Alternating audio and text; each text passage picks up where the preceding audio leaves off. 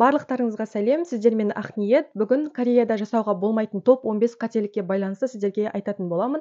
Бұның ішінде заңмен рұқсат етілмейтіндер де бар, және де қалғандары кәдімгі кәрістердің көзінше ерсіз, тәрбиесіз көрінуі мүмкін нәрселер де бар. Сондықтан жақсылап тыңдаңыздар, себебі Кореяға келген кезде сіз білместікпен жасағанның өзінде заңнан құтыла алмайсыз, штраф немесе түрмеге де жіберуі мүмкін.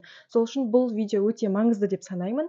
Оның ішіндегі ең біріншісі ол адам көпшілік жерде видео, суретті басқа адамның түрлерін түсіруге болмайды. Сіз тіпті мысалы бір зданияны түсіріп жатсаңыз да, өзіңізді түсіріп жатсаңыз да, артыңызда адамдар келе жатса, солардың түрлері түсіп қалатын болса, монтаж кезінде ол адамдар алып тастайсыз ба, немесе түрі көрінбейтіндей жаңа мозаика жапсырып қоясыз ба, солай жасау керексіз. Себебі егер де ол адам сіздің түсіргеніңізді біліп, сосын сіз Instagram немесе сондай желіге, әлеуметтік желіге ілгеннен кейін сол адам шағым жасайтын болса, онда сіз өте қомақты қаржыда штраф төлейсіз, және де тіпті кейбір жағдайда түрмеге де отырғызуы мүмкін.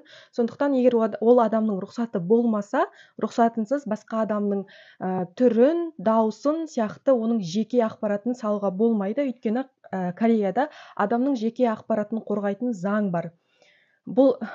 Бұл нәрсеге өте қатаң қарайды. Біздің өзіміздің де басымыздан жақында сондай жағдай өтті. Біз дронмен көпшілік жерде, мен өзімнің қалай жүріп баратқанымды, жаңа птичий полет деп айтады ғой, сол биіктіктен түсіргіміз келген болатын. Мен өзімнің жүріп баратқан балалармен былай жүгіріп баратқанымды түсірген болатынбыз, бірақ адам көпшілік жер болғандықтан, ол кезде суббота, воскресенье, яғни адамдар демалыс күні болғандықтан, адамдар өте көп жүрді. Солардың біреуі бізге шағым жасапты. Біз енді кім екенін білмейміз, сол жерде адам өте көп болды. Сөйтіп бізге полиция қызметкерлері келіп, жаңағындай штраф төлейсіңдер деп бізге жаңағындай толтыртайын деп тұрды. Бірақ бізде дронды алмас бұрын біз бүкіл заңдарды бәрін оқып алғанбыз. Біз бүкіл видеоны көрсеттік. Ол жерде ешкімнің түрі көрінген жоқ, тек бастары көрінді. Яғни біздің өзіміздің түсіргенімізді, олар басқа адамдар түсірмегенімізді, және де дронға біздің рұқсатымыз бар екенін білгеннен кейін барып, бәрін бір 2 сағаттай сол жерде мысалы тұрдық та, полиция бізді тексеріп тұрды. Сөйтіп барып жіберді. Алайда біз егер сол нәрсені білмеген болсақ, немесе кәріс тілін білмей біз оларға түсіндіре алмасақ, мүмкін бізге сол ақшаны олар төлеткізетін беді. Екінші нәрсе, қоғамдық көліктерде шулауға, дауыс көтеріп сөйлеуге, күлуге, телефонмен сөйлесуге, немесе қатты наушникпен музыка тыңдап тұрсаңыз, қатты дауыспен тыңдауға болмайды. Менің өзімнің де басымдан жағдай өткен. Біз енді Қазақстанда автобуста отырған кезде телефонмен сөйлесу ол норма. Мен сөйтіп Пусаннан Тэджонға баратын KTX дейтін поезд бар. Сол жерде телефонмен жұбайыммен сөйлесіп отырдым. Жаңағы өзімнің жоспарларымды айтып деген сияқты. Ол қатты дауыспен емес, жай ғана наушникпен жаңағы жайлап сөйлесіп отырдым. Алдымда отырған кісі маған ескерту жасады: сөйлеспеңіз, бұл қоғамдық орын деген сияқты. Одан кейін сол поездда жүретін жаңағы тексеруші кісілер де былай сізге айтып кетеді. Мысалы, мен кішкентай балалармен кейде мінемін. Сол кезде енді кішкентай бала ол түсінбейді ғой, бірақ соның өзінде, яғни маған, яғни анасы ретінде маған ескерту жасап кетеді: тыныш отырыңдар деген сияқты. Сол үшін қоғамдық көліктерде шуламаңыз. Үшінші нәрсе, тамақтанып болғаннан кейін оның счетін кассаға барып төлейсіздер. Я білем, кейбір елдерде официанттар өздері, даяшылар өздері бағасын шекті әкеліп беріп, сол жерде төлеп жатады. Мен ойымша Кореяда жақсы жасалған деп ойлаймын, себебі тамақ ішіп бола сала даяшыны күтіп отырмайсыз. Ол басқа адамдарға қызметін жасап жатқан кезде тамақ ішіп кейін тұрып, кассаға барып ақшаңызды төлеп кете бересіз. Ол жағы осындай. Қоғамдық көліктерде түстермен белгілеп қойған орындарға отыруға болмайды. Ол розовый түсті болса, ол жүкті әйелдерге арналған, сары түсті болса, онда ол қартты кісілерге арналған. Егер сіз қарт болмасаңыз, егер сіз жүкті әйел болмасаңыз, ол орындарға отыруға болмайды. Ол орындарды әдейі сол адамдар, яғни денесі әлсіз адамдар отырсын деген мақсатта жасалынған. Бесінші нәрсе, кәрістерге бір нәрсе бергенде немесе алғанда бір қолмен беріп, бір қолмен алмаңыз. Ол әдепсіздікке жатады. Сондықтан бір мысалы мынандай зат болса, осы затты 2 қолмен бересіз, және де алған кезде 2 қолмен аласыз. Сол әдептілікке жатады. Алтыншы нәрсе, Кореяда жүрген кезде көп шетелдіктерден байқайтын, көбісі былай бүйтіп жасап жатады. Ол негізі ол Индияның нәрсесі. Ол мүлде Кореянікі емес. Кореяда жай ғана басты былай иіп, «Ан녕하세요» деп басты игеніңіз дұрыс әдептілікке жатады. Екінші нәрсе, бағдаршамда қызыл жанып тұрған кезде мүлде өтпеңіз. Тіпті ол жерде машина болмаса да, жол бос тұрса да қызылға өтуге болмайды. Кәрістер өзі сондай заңды қатты сақтанатын халық. Себебі мұнда біріншіден заңды кәрістер қатты сақтанатын халық, екіншіден адамның өмірі өте қатты маңызды. Сіз тіпті машина жоқ деп ойлағанның өзінде күтпеген жерден, бұл жақтан енді жолдар өте кішкентай, тар болғандықтан күтпеген жерден машина болмасын, мотоцикл болмасын шығып қалуы мүмкін. Сол үшін сіздің өміріңізге қауіп келмес үшін, басқа адамға зиян келмес үшін әрқашанда бағдаршамды жасыл жанған кезде ғана өзіңіздің құқықты жаңа жүретін кезіңізде ғана жүріңіз керек. Сегізінші ескеретін жайт, Кореяда көшеде таныс емес адамдармен сөйлеспеңіз. Өйткені Кореяда адамның жеке шекарасы өте қатты маңызды сақталады. Егер де ол мысалы бірдеме ойланып тұруы мүмкін, немесе біреумен сөйлесіп тұруы мүмкін, ол егер соны сіз бірдеме сұрап, немесе былай сөйлесетін болсаңыз, онда олар жаман қабылдап қалуы мүмкін. Және де осыдан тоғызыншы ескеретін нәрсе шығады. Ол тоғызыншы, егер де сізге Кореяда таныс емес адам жайлап сөйлесіп бастаса, онда игнор жасаңыз. Өйткені көбінесе ондай адамдар немесе сізді шіркеуге шақырады, немесе жаңағындай мошенниктер болуы мүмкін. Өйткені сізге басынан жағдайыңызды сұрап қалайсыз деген сияқты бастап, тегін дискаунттар қызықтыра ма, немесе тегін оқу клубына жазылғың келе ма, достар тапқың келе ма деген сияқты қызықтырып айтуы мүмкін. Мүлде назар аудармаңыздар, өтініш. Өйткені Кореяда қарапайым жағдайда көшеде танымайтын адамдар бір-бірімен көп сөйлесе бермейді.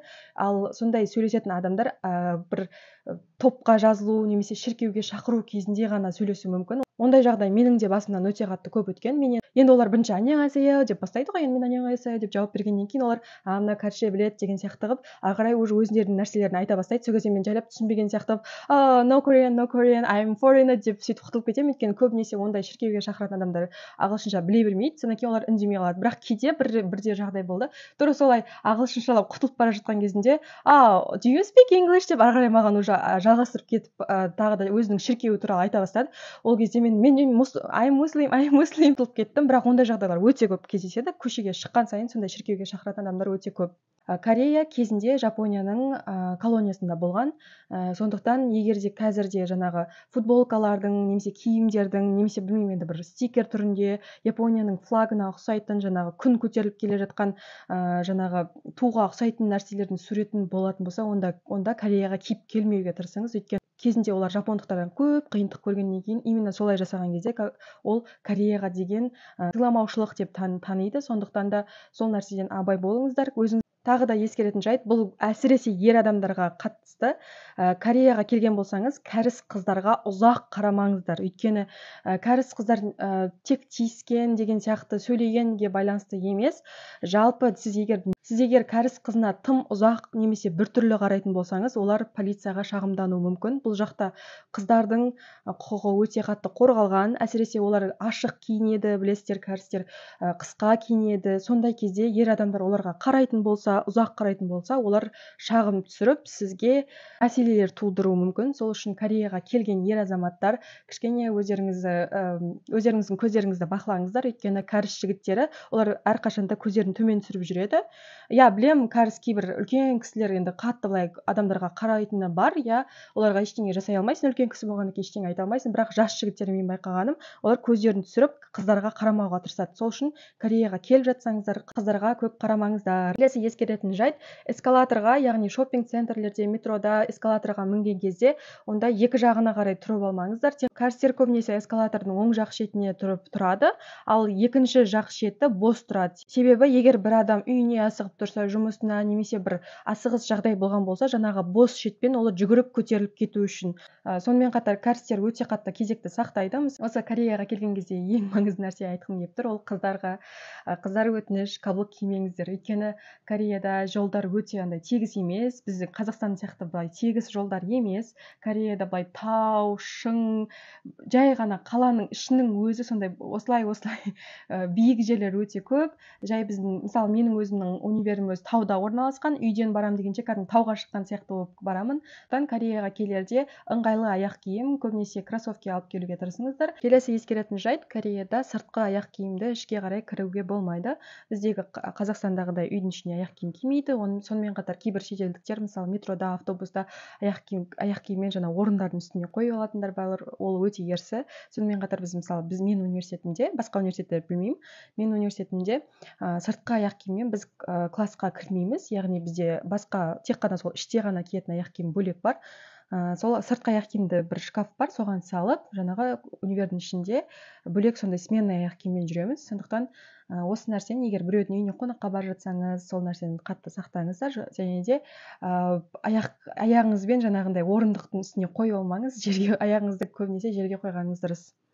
Жалпы мен осы видеода барынша Кореяға келген кезде жасамау қажет қателіктерді ескеруге тырыстым.